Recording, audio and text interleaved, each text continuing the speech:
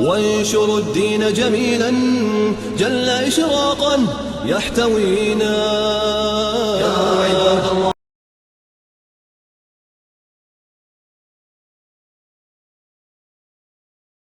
Today we'll be talking with you about Eid al-Fitr. First of all, can you tell us a little bit about what Eid al-Fitr is? Sure. The word Eid in Arabic means celebration or festivity.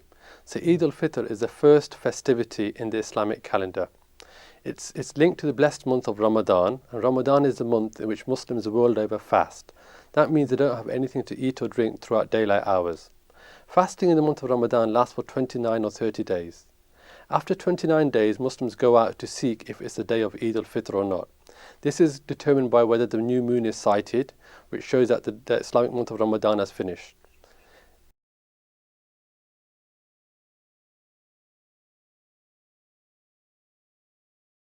So the Imam will first of all say the Eid greeting to the people, and then really the people will start to greet one another, and the day of Eid, the festivities really begin at that point. From there on onwards, it's a time of enjoyment really and relaxation. Lots of kind of food being distributed at the Eid prayer, particularly with kids.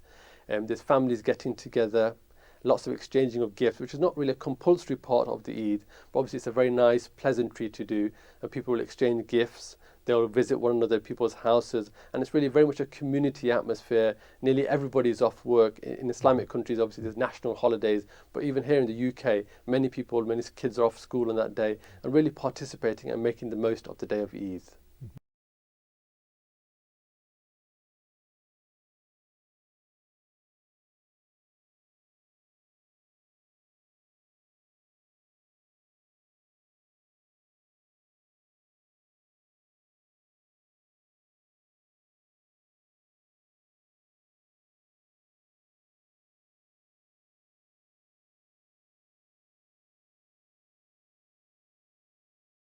For it is given unto the Gentiles, and the holy city shall they tread under foot 42 months.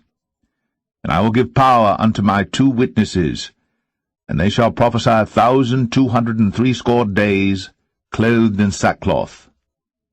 These are the 2 olive trees, and the 2 candlesticks standing before the God of the earth. And if any man will hurt them, fire proceedeth out of their mouth, and devoureth their enemies. And if any man will hurt them, he must in this manner be killed. These have power to shut heaven, that it rain not in the days of their prophecy, and have power over waters to turn them to blood, and to smite the earth with all plagues as often as they will. And when they shall have finished their testimony, the beast that ascendeth out of the bottomless pit shall make war against them, and shall overcome them and kill them. And their dead bodies shall lie in the street of the great city, which spiritually is called Sodom and Egypt, where also our Lord was crucified. And they of the people and kindreds and tongues and nations shall see their dead bodies 3 days and a half, and shall not suffer their dead bodies to be put in graves. And they that dwell upon the earth shall rejoice over them, and make merry, and shall send gifts one to another, because these 2 prophets tormented them that dwelt on the earth. And after 3 days and a half, the Spirit of life from God entered into them, and they stood upon their feet, and great fear fell upon them which saw them. And they heard a great voice from heaven, saying unto them, Come up hither. And they ascended up to heaven in a cloud, and their enemies beheld them. And the same hour was there a great earthquake, and the 10th part of the city fell. And in the earthquake were slain of men 7,000, and the remnant were affrighted, and gave glory to the God of heaven. The 2nd woe is past, and behold, the 3rd woe cometh quickly.